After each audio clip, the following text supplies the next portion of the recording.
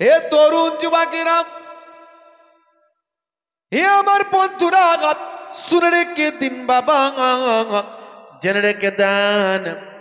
আসল ওয়াজটা আপনাকে করে দিন, মূল আলোচনাটা আপনাকে করে দিন।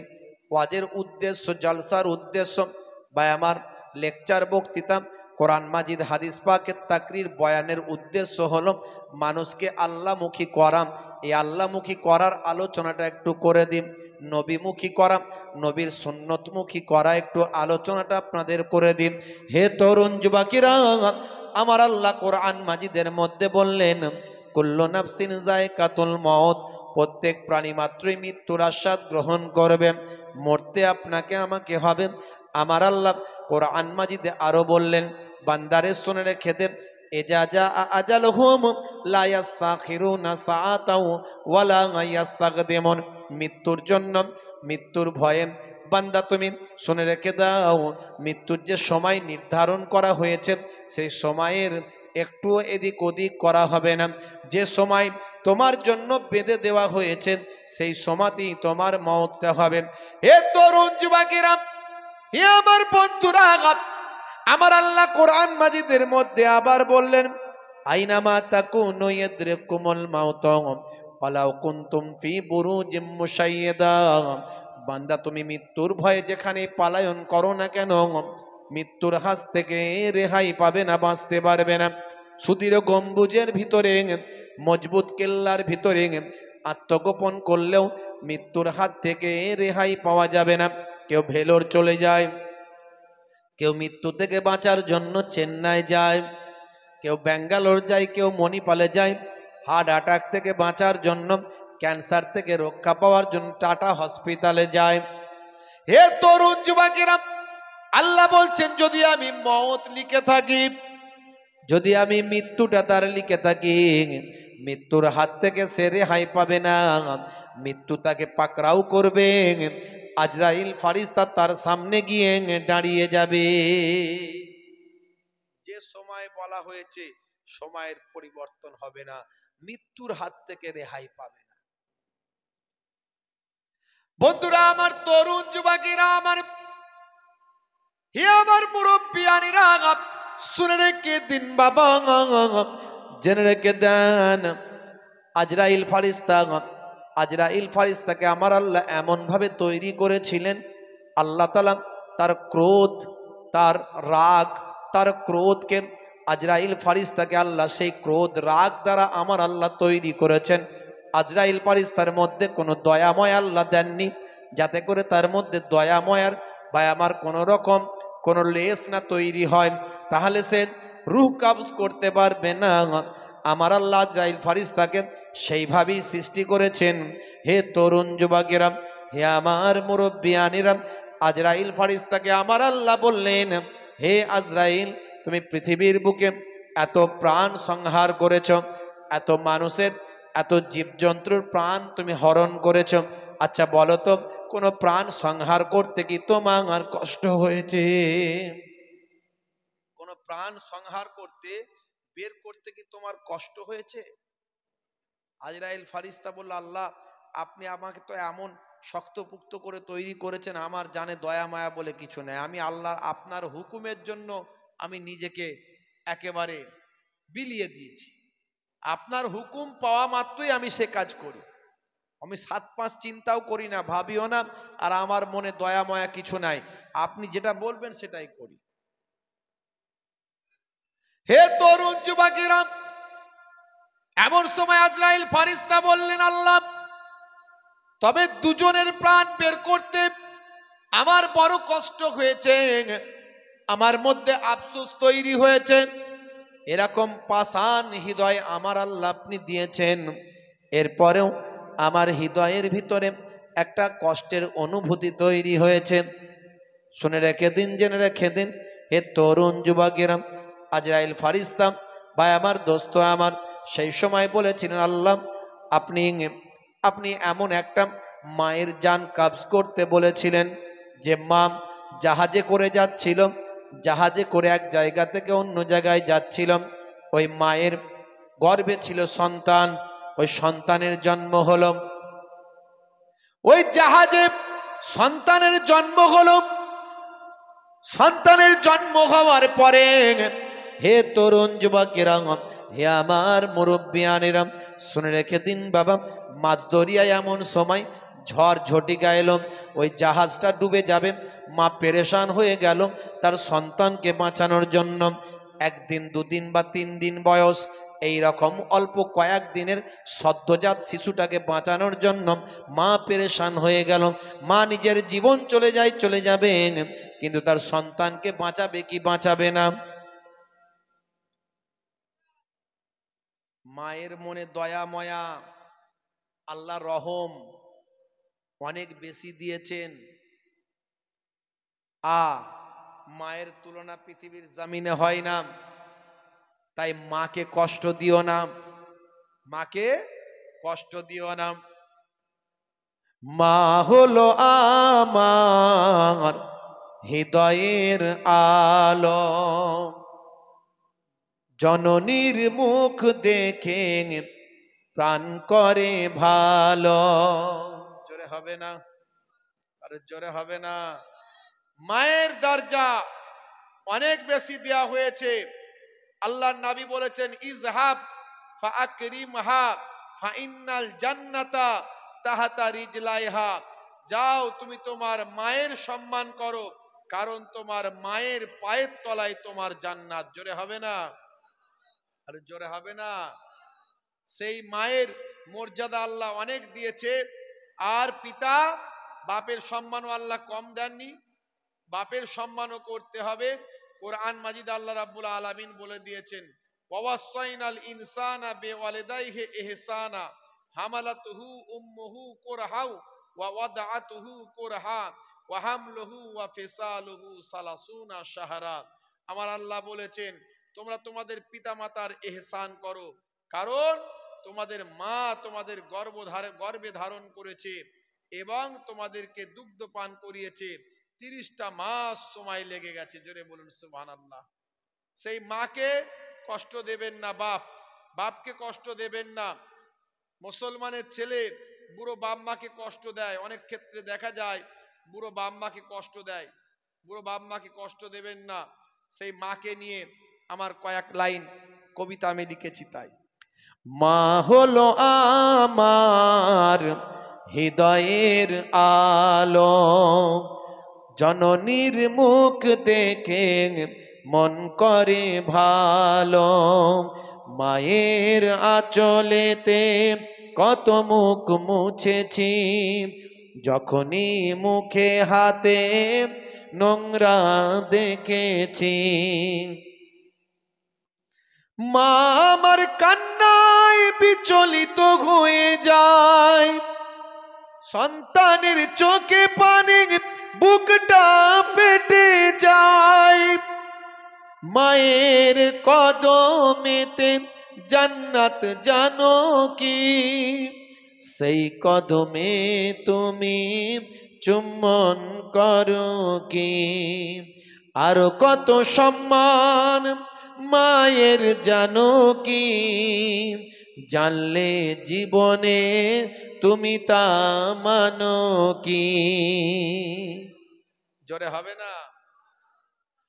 জননী মায়ের স্মৃতি আজও বুকে বয়ে যায়, কষ্টের দিনগুলো আজও মনে পড়ে যায়।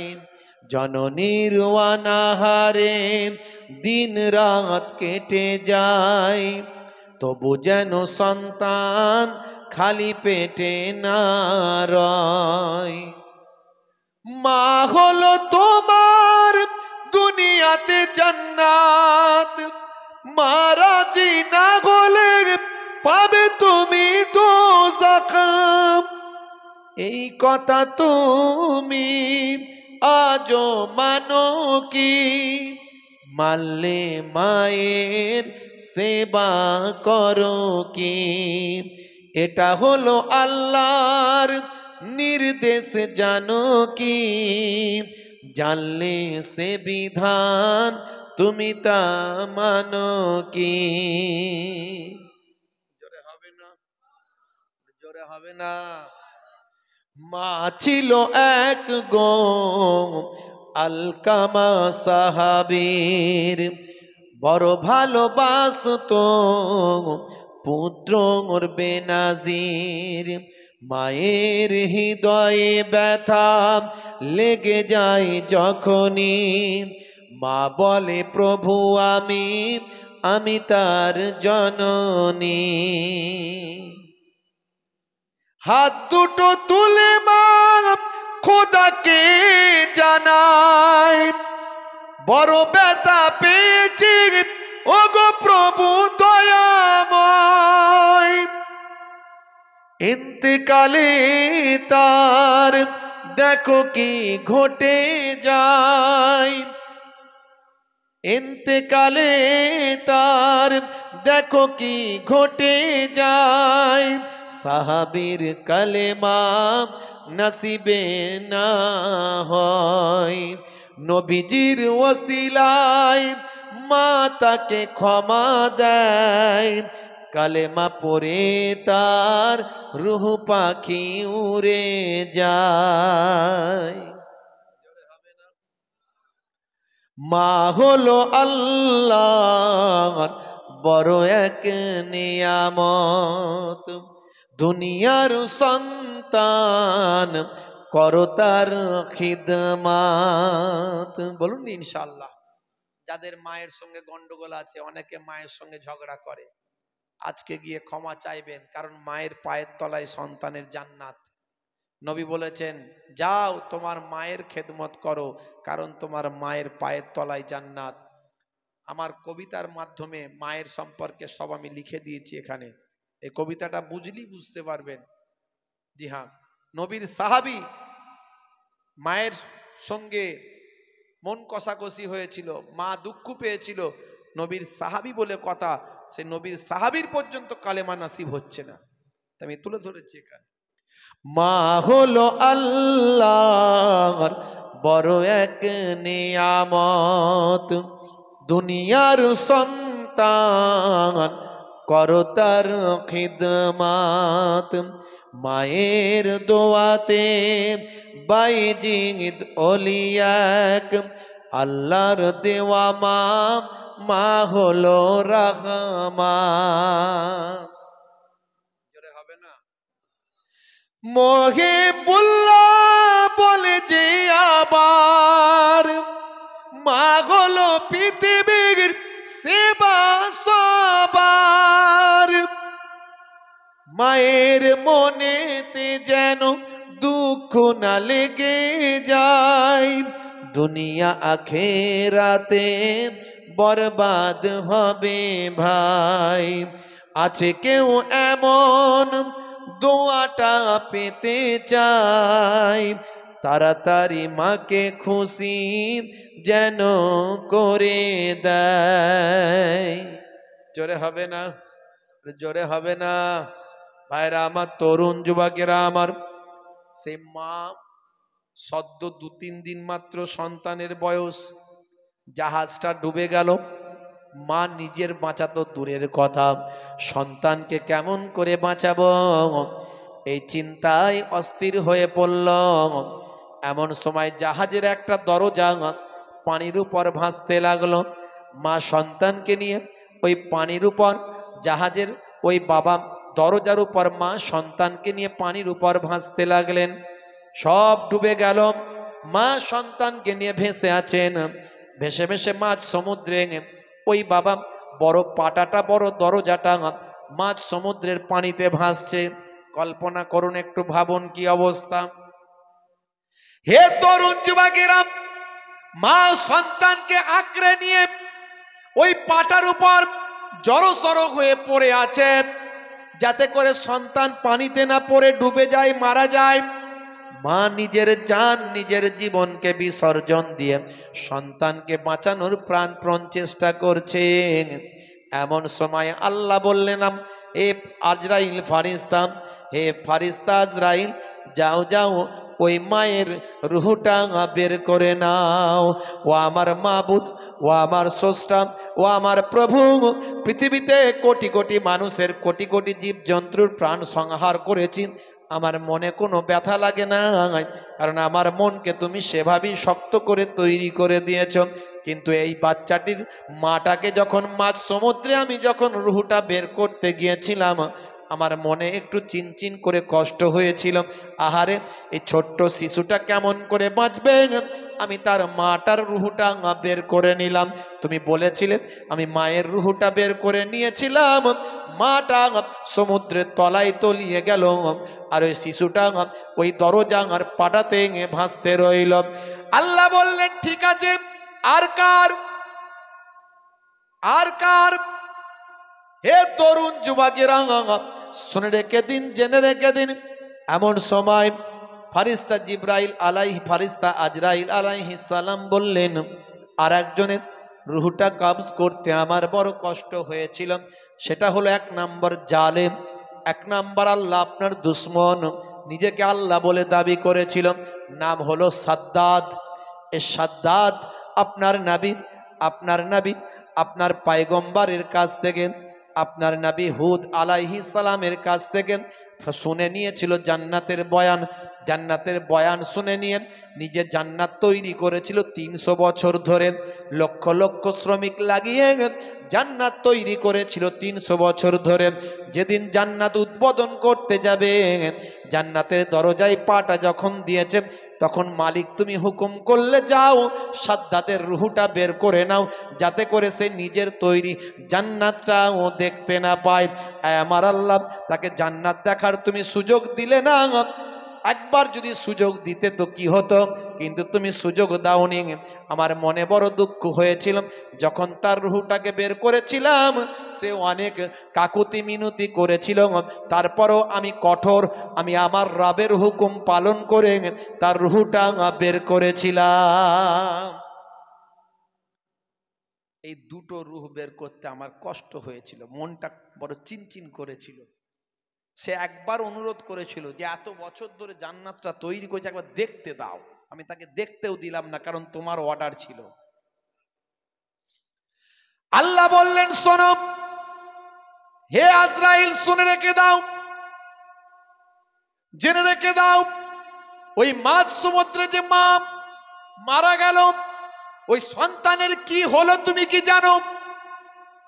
আজরাইল ফারিস্তা বললেন, না আয় আমার মাবুদ, আমি জানি না, সন্তানের কি হলো আমি জানি না। সেই সময় দেখতে পাওয়া যায়, বাবা, হে তরুণ যুবকেরা, এ মুরব্বিয়ানেরা, ওই সন্তান মাঝ দরিয়ায় ভাসতে ভাসতে আমি আল্লাহ আমার কুদরতি ক্ষমতায়, আমি কুদরতি পাওয়ারে ওই সন্তানকে তাখ্তের উপর ঘন্টার পর ঘন্টা ভাসিয়ে রাখলাম। কুদরতি খাবার, কুদরতি বাতাস, কুদরতি স্নেহ মায়া মমতা দিয়ে ঘন্টার পর ঘন্টা বাচ্চাটাকে ওই তাখ্তের উপর ভাসিয়ে ভাসিয়ে ওকে আমি ডাঙাতে পৌঁছে দিলাম, আরে পৌঁছে দিলাম, ডাঙাতে পৌঁছে দিলাম, একেবারে সমুদ্রের কিনারায় পৌঁছে দিলাম, একটা জঙ্গলের ধারে পৌঁছে দিলাম, যে জঙ্গলের কিনারায় একদল আদিবাসী বাস করত, যারা মাছ ধরার জেলে। এই জেলেরা বাস করত। তখন গোত্র সিস্টেম, তাদের সর্দার সিস্টেম। এমন একজন জেলে দেখতে পেলাম যে একটা বাচ্চা সুন্দর ফুটফুটে চেহারা, চেহারাটা বড় সুন্দর ছিল, এত সুন্দর চেহারা ছিল, যার চেহারার মধ্যে দিয়ে যেন মনে হচ্ছে নূর চমকাচ্ছে, আলো চমকাচ্ছে। এত সুন্দর চেহারা তাকে আমি আল্লাহ দিয়েছিলাম। ফুটফুটে সন্তানের চেহারা দেখে ওই জেলেটা, ওই মাঝিটা জেলেটা তখন ওই বাচ্চাটিকে ভাই আমার ডাঙাতে তুলে নিলাম।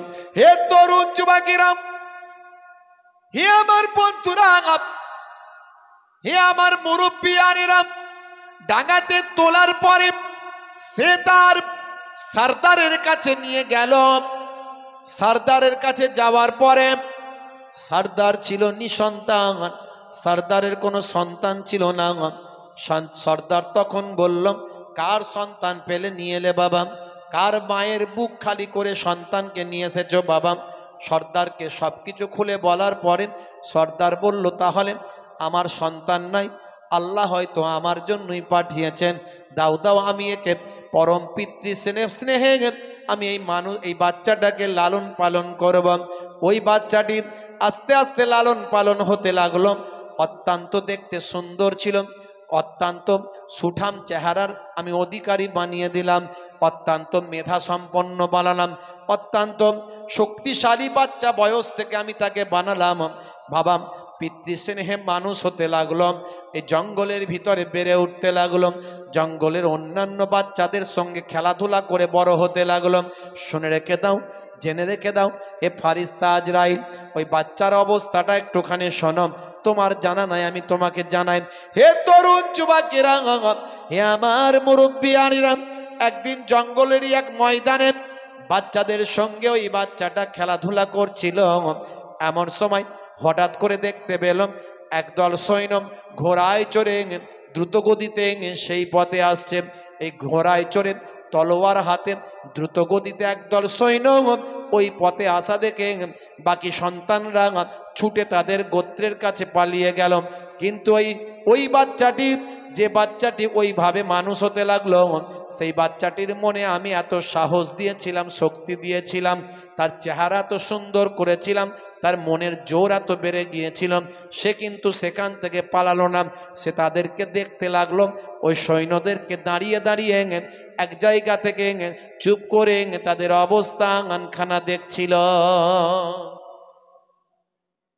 তুমি জানো না ফারিস্তা আজরাইল, সে বাচ্চাটার খবর জানো না, শোনো। এমন সময় যখন ওই সৈন্য দল তারা ওই জায়গাতে অবস্থান করে একটা শিশি খুঁজে পেল, শিশি, একটা বোতল খুঁজে পেল। তাদের মধ্যে একজন বলল পেয়ে গেছি, আর ওই বাচ্চাটি সব দেখছে, বলল পেয়ে গেছি। তারা বলল পেয়েছো বলে হ্যাঁ। হঠাৎ করে দেখা গেল একটা বোতল পেল। ওই বোতলটা নেওয়ার পরেই বলল এর দ্বারাই, এই বোতলটারই আমি স্বপ্ন দেখেছি, এই বোতলে যেটা আছে সুরমা, এই সুরমাটা যদি আমার চোখে লাগাই তাহলে আমি আমার চোখটা ফিরে পাবো।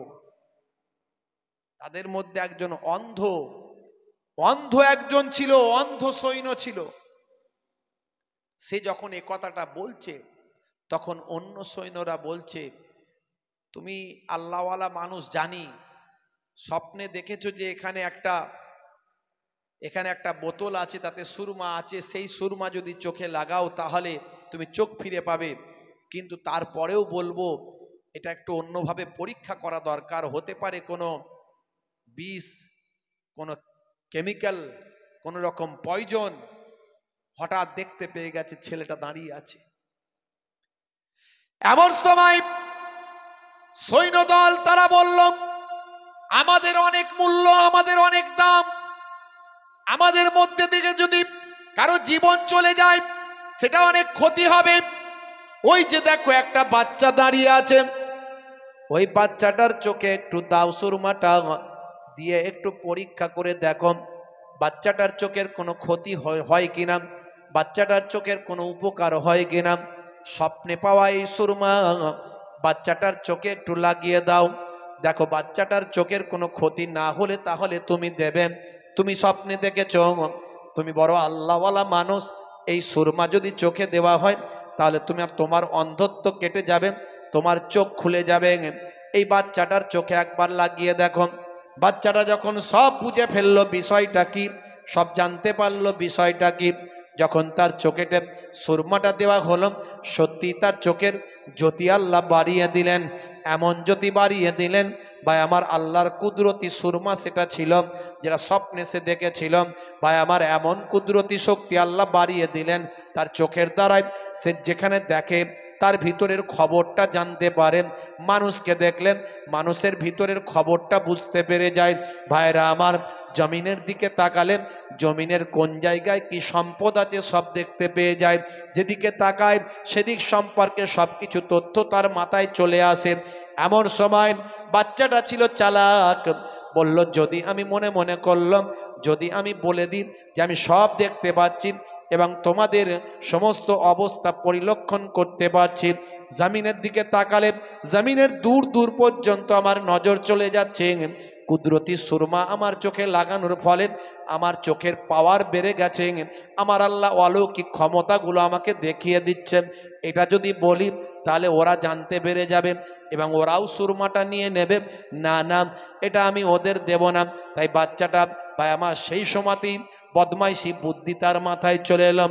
সে সময় বলল, আমার চোখে ব্যথা করছে, চোখে ঠিক মতো দেখতে পাচ্ছি না, চোখে আমার জ্বলছে, কেন আমার চোখেতে তোমরা লাগালে? এটা জানতে পারার পরে ওই সমস্ত সৈন্যরা সেই জায়গা থেকে সুরমা না নিয়ে তারা সেখান থেকে চলে গেল। ঘটনাটা শুনুন। হে তরুণ যুবকেরা, হে আমার বন্ধুরা, শুনে রেখে দিন বাবা, ওই ছোট বাচ্চাটি বাড়িতে গিয়ে বাবা ওই গোত্রের মধ্যে গিয়ে তার পালিত যে পিতা ছিল, যে তার বা আমার পিতা যে তাকে পালন করছিল, পালন করা পিতা, সেই পিতার কাছে গিয়ে, অর্থাৎ গোত্র প্রধান ছিল সে বা আমার জেলেদের প্রধান ছিল সে, সেই প্রধানকে গিয়ে সব কথা জানালো। সব কথা জানানোর পরে তার পিতা বড় খুশি হলো। তাহলে বাবা, আমরা তো অনেক সম্পদের মালিক হতে পারবো। তোমাকে আল্লাহ যে চোখের সুরমা দিয়েছেন, এই সুরমা দেওয়ার কারণে কুদরতি অলৌকিক শক্তি তোমার মধ্যে আল্লাহ দিয়েছেন। তুমি যা দেখছো তার ভিতরের খবর জানতে পারছ, যেখানে তাকাচ্ছ তার ভিতর পর্যন্ত দেখতে পাচ্ছ। জামিনের দিকে তাকালে জামিনের নিচে অনেক দূর পর্যন্ত তোমার দৃষ্টি চলে যায়। কোথায় সোনা আছে, কোথায় রূপ আছে, কোথায় লোহা আছে, তোমার এই সমস্ত অলংকার সব কিছু তুমি দেখতে পাও। চলো বাবা চলো, আমাদের অনেক লোকজন আছে, খুঁজে খুঁজে দেখো কোথায় কি আছে, আমরা সেখান থেকে নিয়ে এসে অনেক সম্পদের অধিকারী হয়ে যাব। অল্প দিনের মধ্যে সেই গোত্র অনেক সম্পদের অধিকারী হয়ে গেল। অনেক মাল মাতা সম্পদ, স্বর্ণমুদ্র, অনেক বাবা ভাই আমার ধন সম্পদের মালিক হয়ে গেল। হে তরুণ যুবকেরা, হে আমার মুরব্বিয়ানেরা, এমন সময় তার পালন করা ওই পিতা অল্প দিন পরে মারা গেল। মারা যাওয়ার পরে গোত্রের লোকেরা এই যুবক অবস্থায়, এই বাচ্চাটি যখন যুবক হয়েছে, তখন সেই যুবককে তাদের প্রত্যেক নিজেদের রাজা বলে, গোত্র প্রধান বলে মেনে নিল। এমন তার শক্তি সামর্থ্য আল্লাহ দান করে দিলেন, সেই জামানার রাজা বাদশার থেকে তার ক্ষমতা বেড়ে গেল। হে আজরাইল ফারিস্তা, শুনে রেখে দাও, জেনে রেখে দাও, কোথা থেকে কোথায় পৌঁছালো একটু ভাবো। এমন সময় দেখতে পাওয়া যায় সেই জামানার যে রাজা ছিল বাদশার সঙ্গে তাদের যুদ্ধ হলো। সেই যুদ্ধে আমি আল্লাহ তাদের জয়লাভ করালাম। জয়লাভ করিয়ে ওই ব্যক্তি সেই জামানার সবচেয়ে বড় রাজাতে পরিণত হলো, বাদশায় পরিণত হলো। তার সম্পদের কোনো অভাব ছিল না। স্বর্ণ রৌপ্য লোহা আকরিক ক্ষমতা, তরোয়াল লোক ঢাল, তলোয়ার ঘোড়া, ভাই আমার যত রকম জমি জায়গা সম্পত্তির কোনো অভাব তার ছিল না। বিশাল সম্পত্তির মালিক হয়ে গেল এক সময়। হওয়ার পরে সে বলতে লাগলো তার প্রজাদেরকে, আচ্ছা আমি তো সমস্ত ক্ষমতার অধিপতি হলাম, আমার কাছে কি নাই বলো?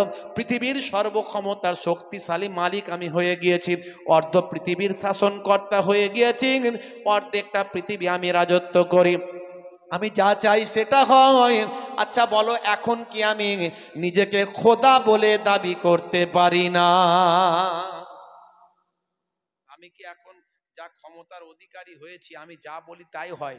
আমার চোখে অলৌকিক শক্তি আছে, আমার চোখ দিয়ে আমি যেখানে তাকাই সেখানে ভিতরে কি আছে দেখতে পাই। আচ্ছা এর পরেও বলো তো, এত সোনা দানা রূপ স্বর্ণ অলংকার, জমি জায়গা সম্পত্তি, ঢাল তলোয়ার সৈন্য সামন্ত সবই তো আমার, আমার থেকে ক্ষমতাশালী আর কে আছে? তাহলে আমি কি নিজেকে খোদা বলে দাবি করতে পারি না? তখন তার সভাসদদের মধ্যে যারা ছিল তেল মারা লোকগুলো, তারা বলল, নিশ্চয় সাহেব, নিশ্চয় মহারাজ, নিশ্চয় আপনি খোদা বলে দাবি নিশ্চয় করতে পারেন। সেই দিন থেকে নিজেকে সে খোদা বলে দাবি করল। হে তরুণ যুবকেরা, হে আমার বন্ধুরা, শুনে রেখে দাও, জেনে রেখে দাও, হে মুসলমান, আমার আল্লাহ বলেন, হে আজরাইল, ওই যে খোদা বলা লোকটা, ওই যে দাবি করেছে খোদা বলে, জানো তুমি ওই লোকটাকে? যে বাচ্চাটি আজকে আল্লাহ এত সম্পদের অধিকারী বানালাম, ওই বাচ্চাটি আজকে বাবা বড় বাদশা হয়ে সম্পদশালী হয়ে নিজেকে খোদা বলে দাবি করলাম, এ আর অন্য কেউ নয়, এই তো সেই সাদ্দাদ, যে ওই সমুদ্র থেকে বেঁচেছিল। সেই নিজেকে এত সম্পদশালী হওয়ার পরে নিজেকে খোদা বলে দাবি করেছিলাম। হে তরুণ যুবকেরা, এমন সময় সেই জামানার মস্ত বড় পয়গম্বর ছিলেন হযরতে হুদ আলাইহিস সালাম। হুদ আলাইহিস সালামকে আল্লাহ এমন ক্ষমতা দিয়েছিলেন, শরীরে এমন তাকত, এমন শক্তি দিয়েছিলেন, ভাই আমার এত বল শক্তি ক্ষমতা শরীরে ছিল। হযরতে হুদ আলাইহিস সালাম একাই 500 জনের বিরুদ্ধে লড়াই করার ক্ষমতা থাকতো। 500 জন যদি ঢাল তলোয়ার নিয়ে হযরতে হুদ নবীর সামনে আসতো, হযরতে নবী আলাইহিস সালাম তাদের 500 জনকে হটিয়ে দেওয়ার মতো ক্ষমতা রেখেছিলেন। আল্লাহ তাকে এটা একটা বড় মুজিজা দিয়েছিলেন। 500 জনের ক্ষমতা একজনের শরীর আল্লাহ দান করেছিলেন। হযরতে হুদ আলাইহিস সালাম কাউকে ভয় পেতেন না, ডর পেতেন না। আল্লাহর বাণী মানুষের কাছে পৌঁছে দিতেন, সিরাতুল মুস্তাকিমের কথা মানুষের কাছে বলতেন, ইহদিনাস সিরাতাল মুস্তাকিম মানুষের কাছে দাওয়াতটা দিতেন। হে তরুণ যুবকেরা, হযরতে হুদ আলাইহিস সালাম তৎকালীন যুগে মানুষকে বলতেন, হে বান্দারা আল্লাহকে এক বলে মানো, নামাজটা তোমরা আদায় করো, রোজাটা রাখো, যাকাতটা প্রদান করো। নামাজ, রোজা, যাকাত অন্যান্য নবীদের আমলেও এটা ছিল, সমস্ত নবীদের আমলে ছিল। ইয়া আইয়ুহাল্লাযীনা আমানু কুতিবা আলাইকুমুস সিয়াম কামা কুতিবা আলাল্লাযীনা মিন ক্বাবলিকুম লাআল্লাকুম তাত্তাকুন। আমার আল্লাহ বলেছেন, হে ঈমানদারেরা, তোমাদের উপর রমজানের রোজা ফরজ করা হয়েছে যেমন তোমাদের পূর্ববর্তীদের উপরেও ফরজ করা হয়েছিল। পূর্বেও রোজা ছিল, নামাজ ছিল, যাকাত ছিল। জোরে বলুন সুবহানাল্লাহ। হে মুসলমান, শুনে রেখে দেন, কিন্তু দুর্ভাগ্য আজকে মুসলমান আমাদের উপরেও নামাজ, যাকাত, রোজা ফরজ করা হয়েছে। রমজান মাস এলে কিছু মানুষকে দেখা যায় রোজা না পড়ে তিরঙ্গা, গুটকা, পান, জর্দা, খৈনি ডলে খেয়ে বেড়ায়, আর পকেটে গ্যাসের ট্যাবলেট নিয়ে ঘুরে বেড়ায়। কেউ যদি বলে রোজা রাখিস না ভাই, গ্যাসের ট্যাবলেট ডাইজিনটা বের করে একটু দেখিয়ে দিয়ে বলে অবস্থা খুব খারাপ, তাই দেখাচ্ছি তোকে, কোনো অসুবিধা নাই। ডাইজিন আর র্যান্টাক জিনটাকটা দেখিয়ে দিয়ে বলে পেটটা বড় ভুটভাট করে ভাই, তাই রোজা রাখতে পারি না, এতে কোনো অসুবিধা নাই। আল্লাহ আমাদের উপর জুলুম করেন না। আল্লাহ অসুস্থ মানুষদের ছাড় দিয়েছে, এটা হুজুদের অজে জানতে পারি ভাই। এ গ্যাস অম্বল হওয়া, শরীর খারাপ, এর জন্য রোজা রাখি না, এতে কোনো অসুবিধা নাই। হে তরুণ যুবকেরা, সামান্য অজুহাত দিয়ে রোজা ছেড়েছে মুসলমান, ঠিক কিনা? সামান্য অজুহাত দিয়ে মুসলমান সারা জীবন ধরে ওয়াজ শুনছি, মাসালা নিজেরা তৈরি করে ফেলেছি, এটা চলবে, এটা চলবে না, নিজেরা তৈরি করে ফেলেছি। মানে কোরআন হাদিস খুব বেশি বুঝে ফেলেছি। দেখেন না এখনকার কিছু কিছু বক্তা বেরিয়েছে, মাদ্রাসায় পড়তে হয় না, মোবাইল ইউনিভার্সিটিতে পড়েছে, পড়ে তারা ফতোয়াবাজি করছে, হারাম, হালাল, নাজায়েজ, বেদাত। আর তাদের কিছু ভক্তও বেরিয়েছে, দেখবেন। আমি এগুলো এর আগে শুনিয়েছি, আমার মোবাইলে সব আছে, কত শোনাবো, সময় লেগে যাবে, বুঝতে পারছি। ফতোয়াবাজি করছে, শুনলে মাথা খারাপ হয়ে যাবে। বলছে আল্লাহর সঙ্গে নবীর নাম যুক্ত করা যাবে না, কালেমা একসঙ্গে পড়া যাবে না, লা ইলাহা ইল্লাল্লাহু মুহাম্মাদুর রাসূলুল্লাহ পড়লে কি হবে ভাই? বলছে শিরক হয়ে যাবে। কেন না? আল্লাহর সঙ্গে নবীর নাম পাশাপাশি পড়া হয়ে যাচ্ছে। এটা কত বড় বেয়াদব! আল্লাহ নিজে নবীর নামকে নিজের সঙ্গে যুক্ত করেছেন। আশহাদু আন্না মুহাম্মাদার রাসূলুল্লাহ, রাসূল আল্লাহ যোগ করেছে না করেনি আল্লাহ? আর এ বলছে কালেমা একসঙ্গে যোগ করা যাবে না, করলে কি হবে? শিরক হয়ে যাবে। বাপ রে বাপ! বিরাট বড় সব ঠিকাদারি নিয়েছে মুফতিগিরির, বুঝতে পারছেন? পণ্ডিত, একদম মারাত্মক পণ্ডিত, ইবলিসের চাস্তো ভাই। ভাইরা আমার, তরুণ যুবকেরা আমার, বলছে আবু জাহিল নাকি মুসলমান ছিল। এ বক্তব্য আমি শুনিয়েছি ইন্টারনেটে, অনেকে শুনেছেন, মোবাইল আমার কাছে আছে।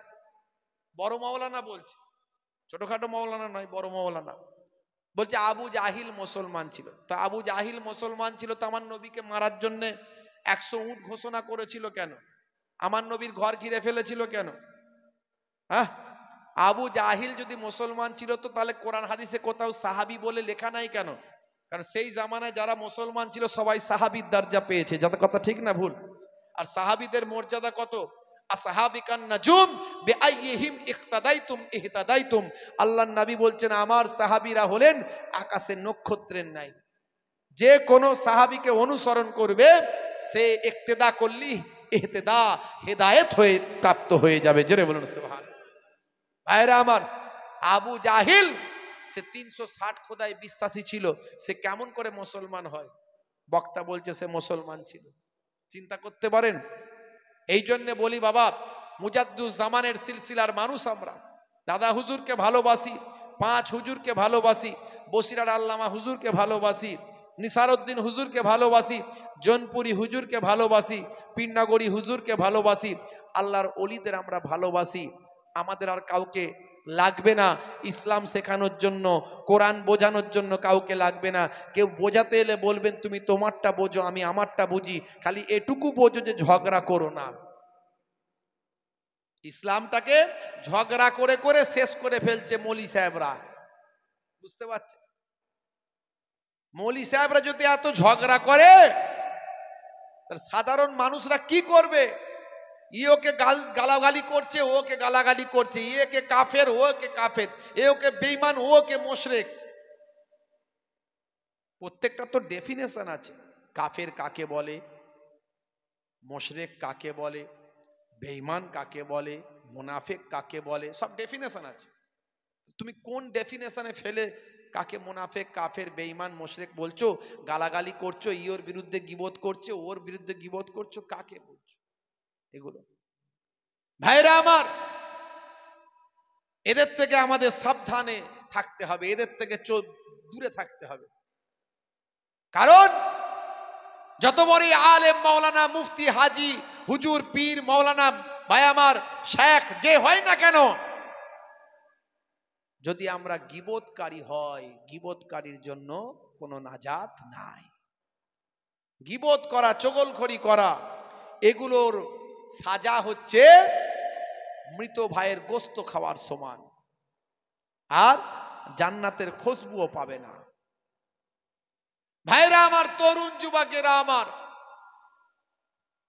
আমি খারাপ হতে পারি, কেউ খারাপ হতে পারে, কিন্তু আমার দাদা হুজুর পীর কেবলার দেখানো পথ, সেটাকে মজবুত করে আমাদের ধরতে হবে। হে জওয়ান যুবকেরা, হে আমার বন্ধুরা, শুনে রেখে দিন বাবা, জেনে রেখে দেন। হে মুসলমান, একটুখানি লক্ষ্য করুন বাবা, সেই নামাজ আমরা ছেড়ে দিয়েছি। মুসলমান, নামাজটা ছেড়ে দেবেন না, রাসূলের সুন্নতটা ভুলে যাবেন না। 5 ওয়াক্ত নামাজটা পড়বেন, রমজানের রোজাটা রাখবেন, বছরে 1 মাস রমজানের রোজা ছেড়ে দেবেন না। আমি এর আগে বলেছি রমজানের রোজার মধ্যে অটোফেজি আছে। অটোফেজি এটা হলো গ্রিক শব্দ, যার অর্থ হলো আত্মভক্ষণ, অর্থাৎ নিজেকে খেয়ে ফেলাম। বা আমার জাপানের বিজ্ঞানী ওসিনোরি, তিনি রমজানের রোজা নিয়ে গবেষণা করে নোবেল প্রাইজ পেয়েছেন। বা আমার বিখ্যাত প্রাইজ, পৃথিবী বিখ্যাত একটা প্রাইজ, নাম হলো নোবেল।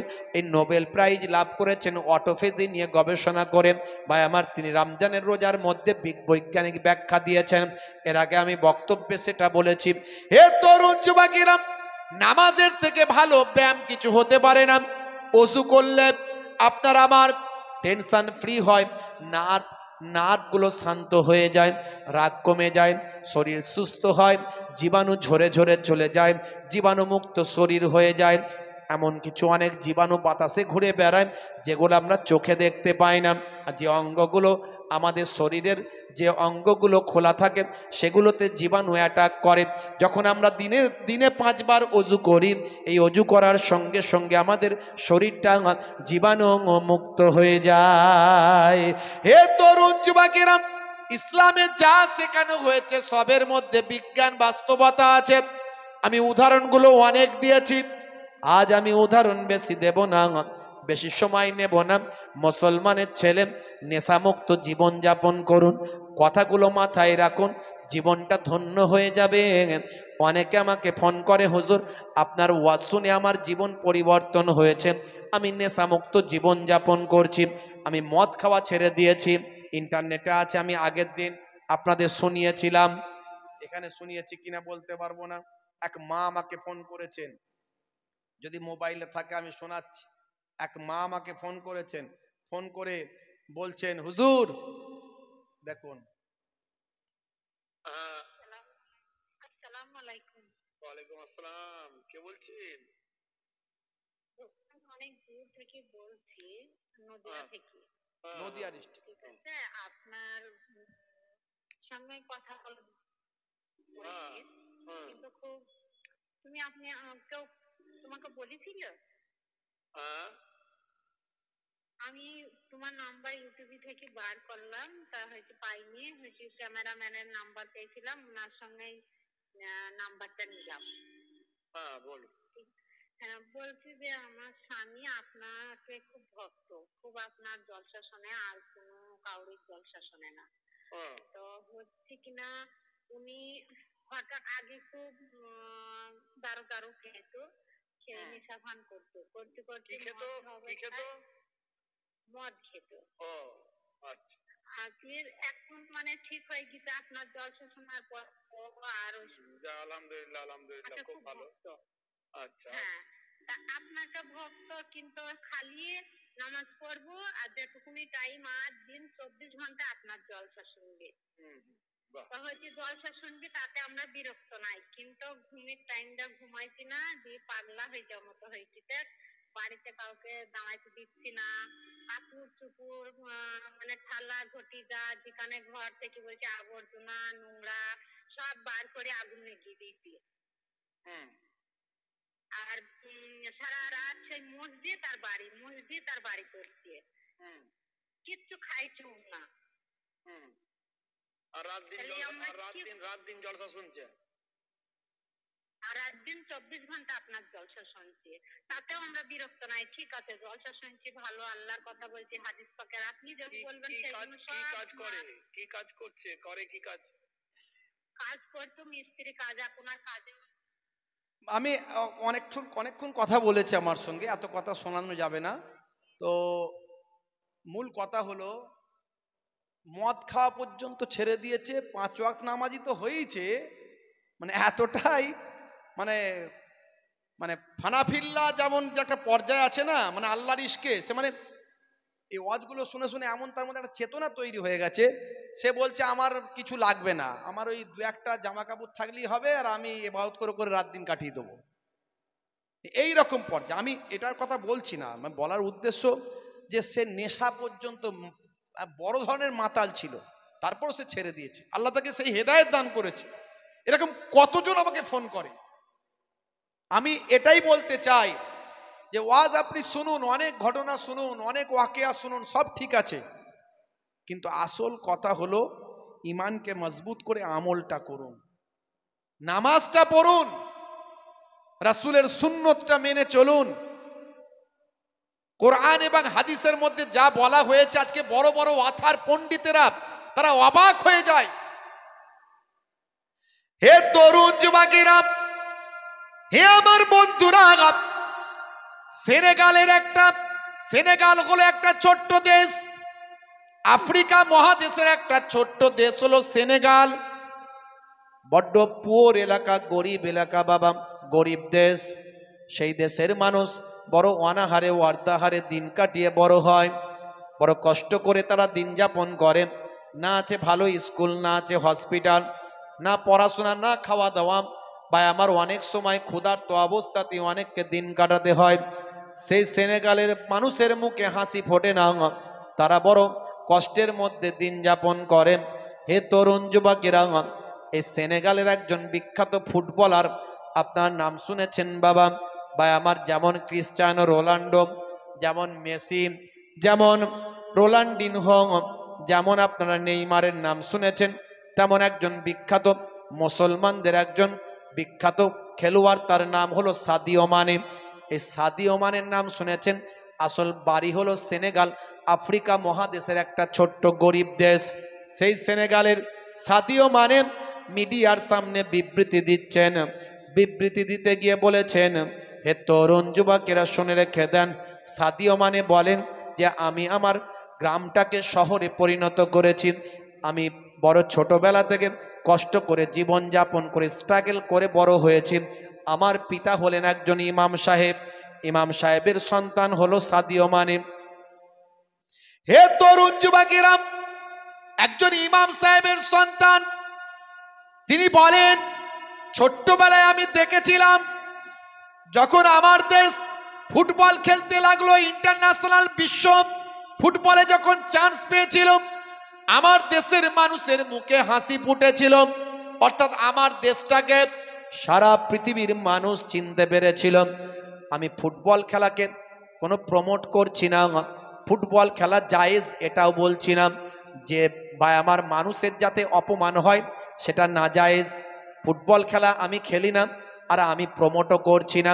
এখানে আমি একটা অন্য জিনিস বোঝাতে গিয়ে ফুটবলের উদাহরণ দিচ্ছি। কারণ ফুটবল খেলা আমি পছন্দ করি না, কারণ খেলতে গিয়ে পাটা বুকে লাগে, মাথায় লাগে, এটা ইসলামে নিষেধ। আপনি যদি খেলতে হয় ক্রিকেট খেলুন, ব্যাডমিন্টন খেলুন, ভলি খেলুন, আপনি ভাই আমার ব্যায়াম করুন, জিম করুন, অন্যরকম আরও অনেক শরীর চর্চামূলক খেলা আছে, সেগুলো খেলতে পারেন। শরীর চর্চা করার জন্য খেলতে পারেন, কোনো জুয়ার জন্য খেলা চলবে না। কোনো জুয়া খেলবো বলে ভাই আমার দোস্ত আমার আমোদ প্রমোদ কিংবা অশ্লীল কোনো চিন্তা ভাবনা নিয়ে খেলা যাবে না, মানুষের ক্ষতি হয় এমন খেলা করা যাবে না। এ তরুণ যুবকেরা, আমি এখানে অন্য একটা কথা বোঝানোর চেষ্টা করছি। সাদিও মানে ছোট বয়স, সে তখন দেখলো এরকম একটা দুর্ভিক্ষময় একটা দেশ, গরিব দেশ, সে দেশের মানুষের মুখে একমাত্র ফুটবলের কারণে হাসি ফুটেছে। ছোট্টবেলা থেকে তার স্বপ্ন ছিল ফুটবলে বিখ্যাত একজন খেলোয়াড় হবে। ছোট্টবেলা থেকে সেই স্বপ্নকে মাথায় নিয়ে সর্বদা পায়ে ফুটবল নিয়ে সে ঘুরে বেড়াতো। অল্প দিনের পরে বাপ তার ইন্তেকাল করলো, মারা গেলেন ইমাম সাহেব। তার চাচা তাকে লালন পালন করলেন। সেখান থেকে এলাকার মানুষের প্রত্যেকের সহযোগিতায় সাদিও মানের মতো একজন বিখ্যাত ফুটবলারের জন্ম হলো।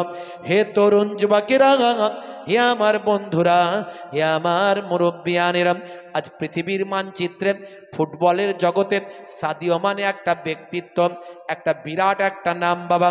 একদিন তিনি মিডিয়ার কাছে বিবৃতি দিচ্ছেন, হাতে তার একটা মোবাইল আছে, সেই মোবাইলটার স্ক্রিনটা ফাটা, মোবাইলটা কম দামের মোবাইল। হে তরুণ যুবকেরা, হে আমার মুরব্বিয়ানেরা, সেই সময় মিডিয়া পার্সন জিজ্ঞাসা করলো, হে মিস্টার সাদিও মানে, আপনার হাতে যে মোবাইলটা আছে এটা তো অত্যন্ত কম দামি মোবাইল এবং স্ক্রিনটাও ফেটে গেছে, আপনি ভালো মোবাইল কি নিতে পারেন না? এত বড় আপনি একজন ধনী মানুষ, আপনি প্রতি সপ্তাহেই কয়েক কোটি টাকা ইনকাম করেন। সে সময় তিনি বললেন, শোনো, পয়সা থাকলেই যে লাক্সারি করতে হবে এটা আমার ইসলাম শেখায়নি, এটা আমার ইসলাম আমাকে শেখায়নি। যতটুকু প্রয়োজন ততটুকু তুমি ব্যয় করো, এটাই আমার নবীর সুন্নাত। আমি মুসলমান ঘরের সন্তান, আমি ইচ্ছা করলে 2-10টা আইফোন কিনে ঘুরে বেড়াতে পারি, 2-10টা ফেরারি গাড়ি নিয়ে ঘুরে বেড়াতে পারি, কিন্তু না না না, সেটা আমি করি না, কারণ সেটা আমার প্রয়োজন নাই।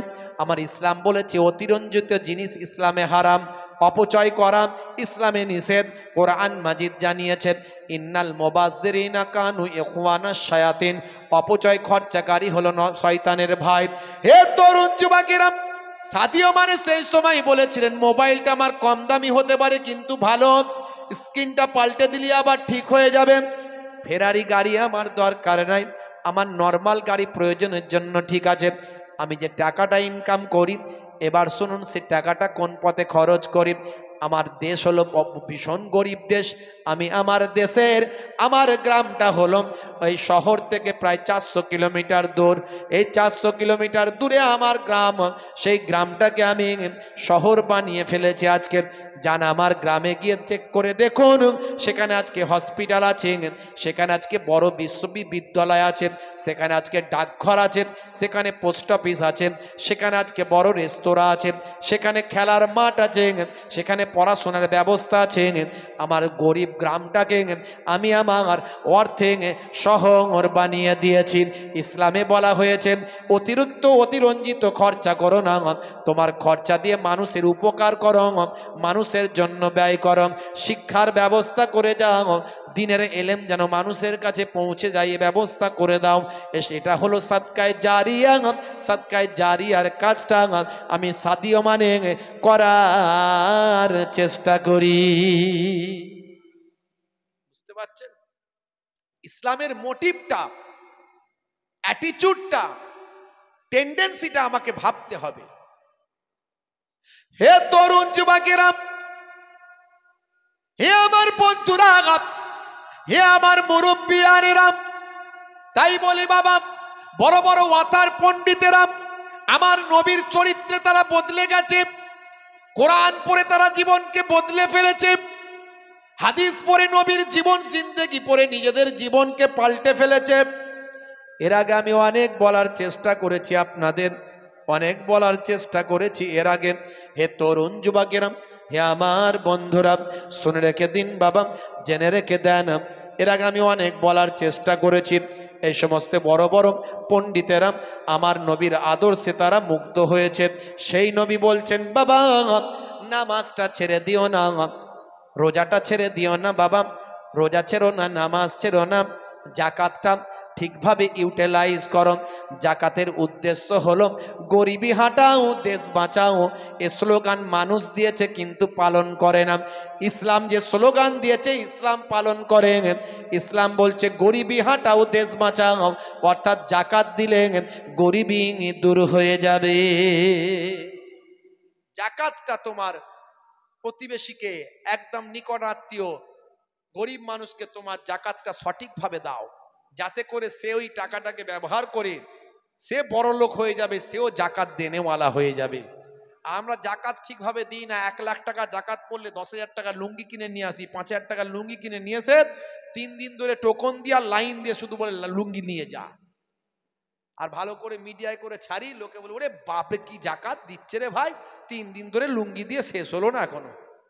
কিন্তু ওই 1 লাখ টাকা যদি আপনি দুটো লোককে 50,000 টাকা করে ভাগ করে দিতেন, দুটো ছোট ছোট ঘুমটি গাড়ি কিনে দিতেন, দুটো ভ্যান কিনে দিতেন, ওই আবার ওই ভ্যান থেকে ইনকাম করে করে আল্লাহকে ব্যবসায় বড় করে দিত, ও শেষ এক সময় ওইখান থেকে টাকা ইনকাম করে জাকাত দেনেওয়ালা হয়ে যেত। এটাই হলো জাকাতের উদ্দেশ্য। আমরা সব কিছুই গন্ডগোল করি, ইসলামের নির্দেশনা ঠিক মতো মানি না। মুসলমান আমরা যদি নামাজ পড়ি, আমাকে একজন ভাই বলছে আমার ভীষণ আর্থারাইটিক্সের প্রবলেম, আমার ভীষণ আর্থারাইটিক্সের প্রবলেম, এত ব্যথা যন্ত্রণা, আমি পেরেশান, ডাক্তারখানায় গেলি ওষুধের পর ওষুধ, খালি অ্যান্টিবায়োটিক মারছে, না হলে প্রয়োজন হলে বলে ইঞ্জেকশন দাও, এই সব করছে, করে বলে ফিজিওথেরাপি করো, এই একটাই ওষুধ বলে ফিজিওথেরাপি করো। আমাকে একজন হুজুর বলল যে বাবা যা করছো করো, কোনোটা বন্ধ করুনি, ওষুধ টষুধ বন্ধ করা ইসলামে নাই, ইসলামে দাওয়া দোয়া দুটোই আছে বাবা, ইসলাম দাওয়া দোয়া দুটোই বিশ্বাস করে।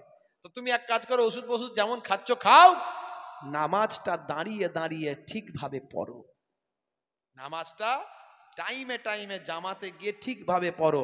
এখন তো নামাজ পড়ে আমাদের দেশের ছেলেপুলেরা নামাজে যায়, নামাজ পড়ার সময় শতাব্দী এক্সপ্রেস চালায়, ঠাকাঠাক ঠাকাঠাক খালি আওয়াজ হচ্ছে। বুঝতে পারছি, নামাজ নামাজের মতো পড়তে হবে, রুকুতে গিয়ে অপেক্ষা করতে হবে, সিজদায় গিয়ে অপেক্ষা করতে হবে। বুঝতে পারছেন, এ একদম মেলগাড়ির মতো চালিয়ে দিল। বুঝতে পারছেন, একে তো 2 রাকাত পড়বে কি 4 রাকাত পড়বে, তার উপরে আবার বাঁশবাগানের ঝাড়ে ফ্রি ফায়ার খেলতে খেলতে, পাবজি গেম চালাতে চালাতে, মুয়াজ্জিন যখন একামাত দিচ্ছে আল্লাহু আকবার আল্লাহু আকবার আল্লাহু আকবার আল্লাহু, ওই তাড়াতাড়ি যারে নামাজটা ছেড়ে যাবে, তাদের ছুটে গিয়ে একটা জুতো সিঁড়িতে, এখানে জুতো একটা ওখানে একটা জুতো, সবাইয়ের মাঝখান থেকে ডিঙিয়ে লাফিয়ে গিয়ে ঠাকাস করে মারলো সিজদা। আবার তো জিন্সের প্যান্ট ছাড়া চলে না, আছে না নাই? ওরে বাপ রে বাপ, মুসলমানের ছেলে শুধু নায়ক আর নায়িকার অভাব। বুঝতে পারছেন, নায়ক আর নায়ক, শাহরুখ খানের ভক্ত, সালমান খানের ভক্ত, জিন্সের প্যান্ট ওরা খোলে না আর গেঞ্জি ওরা ফেলে না, স্কিন টাইট গেঞ্জি আর জিন্সের প্যান্ট, আবার 3-4 জায়গায় ছেঁড়া। ও জুম্মার নামাজও তাই, মাথায় টুপিটা বা হোক পারলে মসজিদে গিয়ে একটা দেয়। অন্যান্য রাজ্যগুলোতে ওরা তো টুপি এখন আর বলে লাগবে না, টুপিটা এখন অপশনাল করে দিয়েছে, হলেও হবে না হলেও হবে। এখন হাফ হাতা গেঞ্জি পরে নামাজ পড়ে না, এসব এসব খোলা ওরা সব চলবে। নতুন সব হাদিস বেরিয়েছে এখন, বুঝতে পারছেন, সে নতুন হাদিস। আমরা বলি মাকরু হয়ে যাবে, নামাজ হবে কিন্তু নামাজটা খুঁতওয়ালা হবে। সবের তো একটা সিস্টেম আছে ভাই, সবের একটা সবের কি একটা কোড আছে, কোড, একটা কোড আছে। পুলিশের যেমন একটা ড্রেস আছে, ড্রেস কোড আছে, খাকি ড্রেস কোড। অ্যাডভোকেটের একটা কালো ওকালতির ড্রেস আছে। ডাক্তাররা দেখবেন যখন অপারেশন করে অ্যাফরান পরে, আর নামাজিরা যখন নামাজ পড়বে সুন্নতওয়ালা পোশাক পরবে। কথা ঠিক না ভুল? কেতাবুল লেবাস খুলে দেখুন, হাদিসের অধ্যায় মেসকাতুল মাসাবি, আপনি খুললে পাবেন কিভাবে পোশাক পরতে হবে। এর এখন নতুন হাদিস বের করেছে, হলি হলো, বুঝতে পারছেন। ও টুপিও দরকার নাই আর পাঞ্জাবিও দরকার নাই, হাফ হাতা গেঞ্জি পরেই নামাজ পড়ে নিচ্ছে। যা পারিস করে যা, তাই তোর জবাব তুই দিবি ভাই, সে আল্লাহর কাছে বুঝবি, অসুবিধা নাই। তো নামাজ পড়ছে আর স্কিন টাইট গেঞ্জি, স্কিন টাইট প্যান্ট। ভাই আমার, আবার স্ট্রেচেবল, টান পড়লে বেড়ে যায় কমে যায়, টান পড়লে বেড়ে যায় কমে যায়।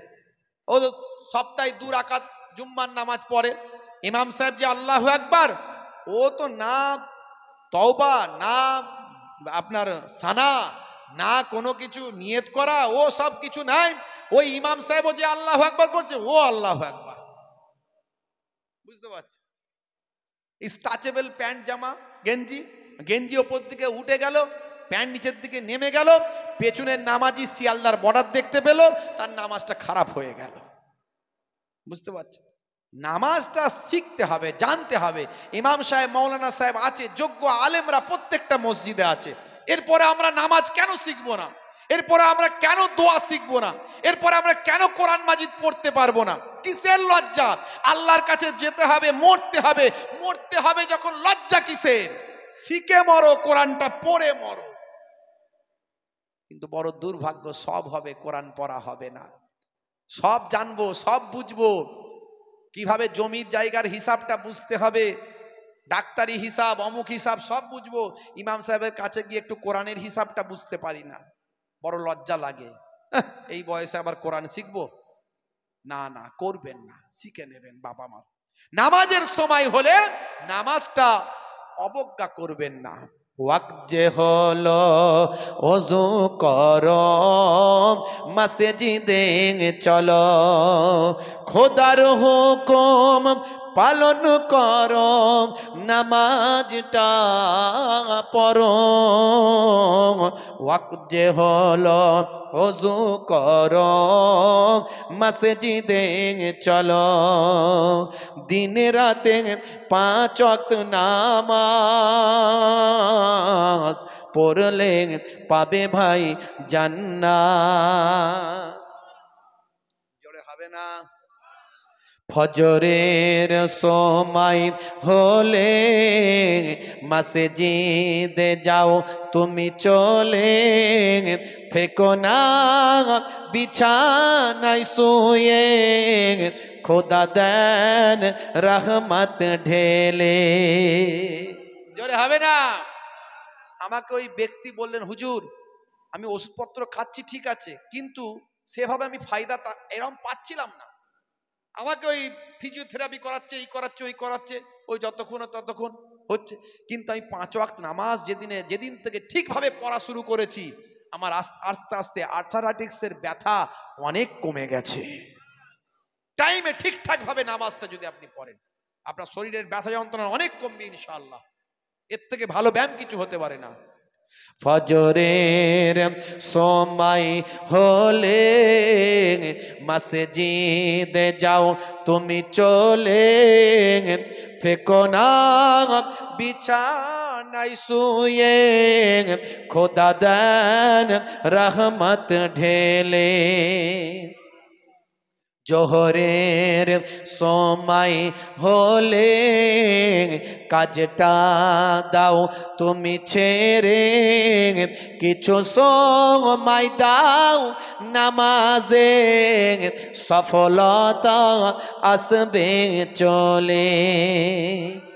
আসরের সময় হলে অপচয় ওয়াক্তটা না করে, মসজিদ দে যাও তুমি চলে, আমল নামা ডান হাতে পাবে। মাগরিবের ওয়াক্ত আসিলে মসজিদে যাও তুমি চলে, কবরের আযাব থেকে মুক্তি প্রভু দেবে। ওয়াক্ত যে হলো ওযু করো মসজিদে চলো, খোদার হুকুম পালন করো নামাজটা পড়ো। ওয়াক্ত যে হলো ওযু করো মসজিদে চলো, দিনে রাতে 5 ওয়াক্ত নামাজ পড়লে পাবে ভাই জান্নাত। কত উদাহরণ দেব, কত কথা বলবো। মরতে আপনাকে আমাকে হবে, মৃত্যু কখন আসবে কেউ জানে না। আল্লাহ কাকে কোথা থেকে কোথায় পৌঁছে দেন একটু ভাবুন তো। গরিবকে ধনী, ধনীকে গরিব, জিন্দাকে মুর্দা, মুর্দাকে জিন্দা। মনে হয় মরে গেছে কিন্তু বেঁচে আছে। আবার এই পড়লো, এই তো রে ভাই বেঁচে ছিল রে ভাই, এ কি মরে গেল নাকি? হ্যাঁ মরে গেল, হার্ট অ্যাটাক, শেষ। নামটা লোকে দিয়ে দিল হার্ট অ্যাটাক। কিন্তু এই মাত্র ভালো সুস্থ মানুষ খেলো দিলো বসলো, ব্যাস চলে গেল। আবার ওই লোকটা বলে এখনো বেঁচে আছে না, হ্যাঁ সে সুস্থ হয়ে গেছে। সে কি বলে? হ্যাঁ, মানে মুর্দাকে জিন্দা আল্লাহ করে দিল। হে তরুণ যুবকেরা, হে আমার বন্ধুরা, শুনে রেখে দিন বাবা, জেনে রেখে দেন। ওই সাদ্দাত হুদ নবীর কাছ থেকে জান্নাতের বয়ানটা শুনে নিল। হযরতে হুদ নবী ভাই আমার, দোস্ত আমার, সাদ্দাতের সিংহাসনের সামনে চলে এলো। রাজ দরবারে ঢোকার সময় প্রহরীরা বাধা দিয়েছিল দরবেশকে। দরবেশ যাবে কোথায়? বলে সাদ্দাতের সঙ্গে দেখা করতে যাব, তোমাদের জালেম বাদশার সঙ্গে দেখা করতে যাব। সে নাকি নিজেকে আল্লাহ বলে দাবি করেছে। প্রহরীরা বাধা দিল, প্রহরীরা নবীকে বাধা দিল। হুদ নবীকে আল্লাহ এমন ক্ষমতা দিয়েছিলেন, একাই 500 জনকে মেরে তাড়িয়ে দেওয়ার ক্ষমতা ছিল তার। 500 জনের শরীরের শক্তি আল্লাহ একজনের শরীরে দিয়েছেন। হুদ নবীর সঙ্গে সঙ্গে তাদেরকে 2-4টে ঘুষি ঘাসা দিলেন, সব ছিটকে চাটকে পড়ে গেল। ভিতর দিয়ে ঢুকে একবারে বাদশাহ দরবারের সামনে, একেবারে সামনে এসে হাজির। হে বাদশাহ সাদ্দাত, তুমি নিজেকে আল্লাহ বলে দাবি করেছো, এত বড় নাফরমানি করেছো, তওবা করো, আজই তওবা করো, আমার আল্লাহ তোমাকে ধ্বংস করে দেবেন। তুমি আজকে ঈমান আনো আমার কাছে। এমন সময় মানুষজন অস্থির হয়ে পড়ল, এত বড় কথা বলার হিম্মত কার? সাদ্দাত বুঝে ফেলল, কারণ তার মধ্যে সেই সুরমার পাওয়ার ছিল, অলৌকিক ক্ষমতা। সে দেখে নিয়েছে এই দরবেশ সাধারণ কোনো দরবেশ নয়, এই দরবেশের মধ্যে আলাদা শক্তি আছে। আর তার মধ্যে সাদ্দাতের মধ্যে বিচক্ষণতা ছিল। সে বোঝাতে শুরু করল, ভাই আমার কোনো লড়াই গেল না। এমন সময় সাদ্দাতকে বোঝাতে শুরু করল, কিন্তু সাদ্দাত হুদ নবীর কথা মানল না। সে হুদ নবীর কাছ থেকে ভাই আমার জান্নাতের বয়ান শুনে ফেললাম। সে বলল, হে নবী শুনে রেখে দাও, আমি জান্নাতের কথা তুমি বলেছ, সেই জান্নাত আমি দুনিয়ার জামিনে তৈরি করে দেখাবো। তুমি এসো, তোমাকে দাওয়াত দিলাম, আমি তোমাকে দেখাবো জান্নাত কেমন ভাবে তৈরি করতে হয়। সেই জান্নাতকে আমি তৈরি করব, তাহলে আমি কেন আল্লাহ হতে পারবো না? শুনে রেখে দাও। এই বলেই 15 বছর ধরে জায়গা ঠিক করলাম। জায়গাটা ঠিক করতে শুধু 15 বছর লেগে গেল। হে তরুণ যুবকেরা, 8000 মাইল লম্বা, 8000 মাইল লম্বা, 5000 মাইল চওড়া এইরকম একটা জায়গা পেল। বর্তমানে জায়গাটা কোথায় যদি জিজ্ঞাসা করেন, হে তরুণ যুবকেরা শুনে রেখে দেন, মধ্যপ্রাচ্যের একটা জায়গা যেটা তুরস্ক থেকে শুরু করে বা আমার সিরিয়া থেকে শুরু করে আজারবাইজান থেকে শুরু করে আর্মেনিয়া পর্যন্ত, এই জায়গায় 8,000 মাইল লম্বা, 4,000 মাইল চওড়া এই জায়গাটাকে ঠিক করা হলো। 300 বছর ধরে জান্নাত তৈরি হলো। একটা একটা লোহার, একটা করে সোনার ইট, একটা করে রূপার ইট, সেই জান্নাতের ভিতরে হুর গেলমান, নানা রকম ফসল, নানা রকম খাবার, নানা রকম ভাই আমার যত রকম বাবা যা কিছু জান্নাতের ভিতরে থাকবে সব কিছু মোটামুটি একটা দুনিয়া থেকে খুঁজে খুঁজে টুজে তৈরি করলাম। হে তরুণ যুবকেরা, হে আমার বন্ধুরা, নাহার তৈরি করলো, দুধের নাহার, মধুর নাহার, স্বচ্ছ পানির নাহার তৈরি করলাম, জান্নাতের সুখ আরাম আয়েশটা তৈরি করলাম। সব কিছু তৈরি করতে সাদ্দাদের সময় লাগলো 300 বছর। 300 বছর ধরে তৈরি হচ্ছে। সাদ্দাত শুধু খবর নিচ্ছে কেমন তৈরি হচ্ছে, ইঞ্জিনিয়াররা কেমন কাজ করছে, মিস্ত্রিরা ঠিকঠাক করছে কিনা, বা আমার সব কিছু ব্যবস্থা হলো কিনা। যেমন নবীর কাছ থেকে শুনেছেন সেইভাবেই 300 বছর ধরে তৈরি হয়েছে। সাদ্দাত কিন্তু একবারও যায়নি। সে যখন যাবে ভিতরে ঢুকে একেবারে জান্নাতটা নিজে চোখেই দেখার চেষ্টা করবেন, অবলোকন করবেন। এই বলে 300 বছর কেটে গেল। 300 বছর কেটে যাওয়ার পরে ঘোড়ার পিঠ থেকে যখন সাদ্দাত যাবে বা আমার গেটে যখন নামবে, বিরাট বড় অনুষ্ঠান প্রোগ্রাম হচ্ছে। সাদ্দাত যাচ্ছে প্রধান চিফ গেস্ট। হযরতে হুদ নবীকে আওয়াজ দিয়ে ডাক দিয়ে বলা হয়েছে, হুদ নবীকে দাওয়াত দেওয়া হয়েছে। আল্লাহ বললেন না না হে নবী হুদ, আপনি সেখানে যাবেন না, আমি আল্লাহ সেখানে গজব নাজিল করে দেব। হে তরুণ যুবকেরা, হে আমার মুরব্বিয়ানেরা, শুনে রেখে দিন বাবা, জেনে রেখে দিন বাবা, এমন সময় যখন সাদ্দাত ঘোড়া থেকে পাটা নামিয়েছে, হুদ আলাইহিস সালামের চেহারা ধরে ফারিস্তা আজরাইল আলাইহিস সালাম সেখানে পৌঁছে গিয়েছে। হুদ নবীর চেহারায় আজরাইল ফারিস্তা। এমন সময় হে তরুণ যুবকেরা, সাদ্দাত আওয়াজ দিচ্ছে, হে নবী হুদ, দেখো আমার জান্নাত, এসো ঢোকো আমার সঙ্গে। হযরতে আজরাইল ফারিস্তা বাবা আমার আল্লাহ হুকুম করলেন, এ আজরাইল, সাদ্দাত যেন তার জান্নাত অবলোকন করারও সুযোগটা না পায়। একটা পা দরজায় দিয়েছে। আজরাইল ফারিস্তা হুদ নবীর চেহারা থেকে পাল্টে আজরাইল ফারিস্তার চেহারায় পৌঁছে গিয়েছে, সামনে এসে দাঁড়িয়ে গেছে। হে তরুণ যুবকেরা, সেই সময় আজরাইল ফারিস্তা বাধা দিয়েছে। সাদ্দাত বলে, কে? সরে যাও, আমার সামনে থেকে সরে যাও। 300 বছরের মেহনত, আমি জান্নাতে ঢুকছি, আমাকে ঢুকতে দাও। আজরাইল ফারিস্তা বলে, হবে না। আজরাইল ফারিস্তা বলে, তোমার ঢোকা জান্নাতে হবে না, আল্লাহর নির্দেশ হয়ে গেছে, তোমার রুহটা বের করে নিয়ে চলে যাব। বলে, কে তুমি? বলে, আমি আজরাইল, আমি আজরাইল। বলে, শরম, দেখবে এক্ষুনি তলোয়ার দিয়ে দুখানা করে দেব। তলোয়ারটা বের করতে গেছে, বের করার আর ক্ষমতা হলো না। শরীর আর বয় না, সারা শরীর স্ট্যাচুর মতো হয়ে গেছে। ভাই আমার শরীর আর কাজ করে না, সৈন্য সামন্ত আর পেছনে কেউ না হয়, আল্লাহর কুদরতি গজবে তারা সব ধুলিসাৎ হয়ে গেছে। জান্নাতটা সামনে দাঁড়িয়ে আছে, সাদ্দাত সামনে দাঁড়িয়ে আছে। আজরাইল ফারিস্তার সঙ্গে সঙ্গে তার ওই কুদরতি হাত দিয়ে সাদ্দাতের ভিতরে শরীরে পৌঁছে দিল, জোর করে তার রুহটাকে ধরে বের করল। সঙ্গে সঙ্গে সাদ্দাত সেই সময় মারা গেল। মারা যাওয়ার আগে কাতর আবেদন করল, হে আজরাইল ফারিস্তা, অন্তত একবার আমাকে আমার জান্নাতটা নিজে চোখে দেখতে দাও। আল্লাহ বললেন, না না না না, ওকে জান্নাত দেখার সুযোগ দিও না। আজরাইল ফারিস্তার মনটা বড় খারাপ হলো। আহারে, এত করুণ আবেদন করলো, আজরাইল ফারিস্তার মনটা বড় খারাপ হয়েছিল। তারপর আল্লাহর নির্দেশ পালন করেন সাদ্দাতের রুহুটা সেই সময় বের করেছিল। জান্নাত ধ্বংস হয়ে গিয়েছিল, সাদ্দাত মারা গেল, জান্নাত দেখা হলো না। আমার আল্লাহ তাআলা আপনার আমার মত কখন লিখে রেখেছেন আমি আপনি জানি না। আমার আপনার নবী দুটো লাইন টানলেন, দুটো লাইন দাঁড়ি টানলেন, টেনে বললেন, সাহাবীরা কিছু বুঝতে পারছো? সাহাবীরা বললে, হুজুর আল্লাহ এবং তার রাসূল ভালো জানেন।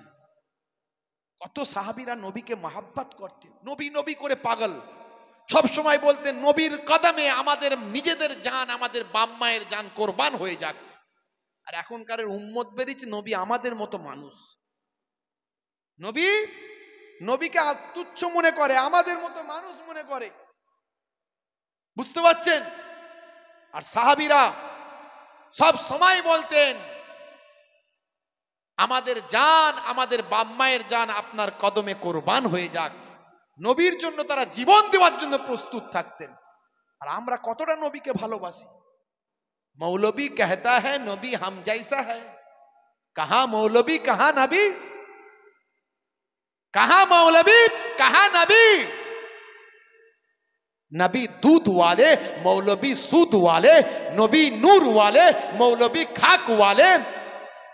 नबी अगर गंदा पानी में थूके तो पानी मीठा हो जाता है, मौलवी अगर मीठा पानी में थूके तो पानी गंदा हो जाता है।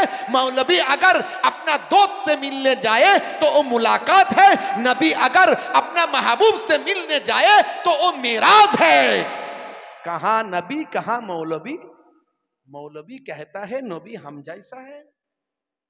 भाईरा आमार, तरुण যুবকেরা আমার, রাসূলকে ভালোবাসুন, নিজের জান মাল সবের থেকে বেশি ভালোবাসুন, সেই রাসূলকে মহব্বত করুন। প্রয়োজন হলে রাসূলের জন্য জীবন দেওয়ার জন্য তৈরি থাকতে হবে আমাদের, সেটাই হলো ঈমান। মুসলমান তরুণ যুবকেরা আমার, মুরব্বিয়ানেরা আমার, চারিদিকে ফিতনা ফাসাদ শুরু হয়েছে না হয়নি? চারিদিকে অশান্তি চলছে। সামনে আমাদের রাজ্যের বিধানসভা ভোট আছে, সামনে বাংলাদেশে তত্ত্বাবধায়ক সরকারের পরে আবার তাদের সরকার গঠনের ভোট আছে। চারিদিকে উচ্চ বাক্য বিনিময় চলছে, গরম গরম কথা, মোবাইল খুললে মাথা হ্যাং হয়ে যাবে, মাথা খারাপ হয়ে যাবে। কি বলছে রে ভাষা, এই যুদ্ধ লেগে যাবে নাকি? বুঝতে পারছেন? অথচ বাংলাদেশের সঙ্গে আমাদের এত একটা আত্মিক সম্পর্ক। এদেশের হিন্দু মুসলমানের আত্মীয় স্বজন ও দেশে আছে, ও দেশের হিন্দু মুসলমানের আত্মীয় স্বজন এদেশে আছে। হিন্দু আর মুসলমান আমরা সেই স্বাধীনতার আগে থেকে শত শত বছর ধরে একসঙ্গে এখানে আমরা মানুষ হয়েছি। আমাদের পূর্বপুরুষেরা সব হিন্দু আর মুসলিম, মোরা দুই সহোদর ভাই, এক বৃন্তে দুটি কুসুম, এক ভারতে ঠাই। অথচ কয়েকটা সাম্প্রদায়িক দল, সেটা এই রাজ্যে হোক বা ওই দেশে হোক, ওই দেশে হোক বা এই রাজ্যে হোক, ওই দেশের মেজরিটি পার্সেন্ট মানুষ হচ্ছে মুসলিম। তাই উগ্র কথাবার্তা বলে, মুসলিম সেন্টিমেন্টের ব্যাপারে কথা বলে মুসলিম ভোটটাকে এক করার জন্য তারা চেষ্টা করছে। আর এই দেশের মেজরিটি পার্সেন্ট মানুষ হলো হিন্দু, উগ্র কথাবার্তা বলে, সাম্প্রদায়িক কথাবার্তা বলে, ইসলাম বিদ্বেষী কথাবার্তা বলে। ভাই আমার, শুধু বাংলাদেশ বিদ্বেষী তারা কথা বলছে তা নয়, ইসলাম বিদ্বেষীও কথা বলছে, বলে আমাদেরও আঘাত দিচ্ছে। আমরাও তো এই দেশের জন্য জীবন দিয়েছি, আজও দিতে পারি, কিন্তু এই দেশের কিছু মিডিয়া এত সাম্প্রদায়িক কথাবার্তা বলছে যেখানে ইসলামিক ব্যাপারটাকে অ্যাড করে দেয়া হচ্ছে। অথচ ইসলামিক ব্যাপারটা শুধু বাংলাদেশের ব্যাপার নয়, বাংলাদেশে হিন্দু মুসলিম সবাই থাকে, আর এই দেশেও হিন্দু মুসলিম সবাই থাকে। সারা পৃথিবীর 200 কোটি মানুষের সেন্টিমেন্ট হচ্ছে ইসলাম।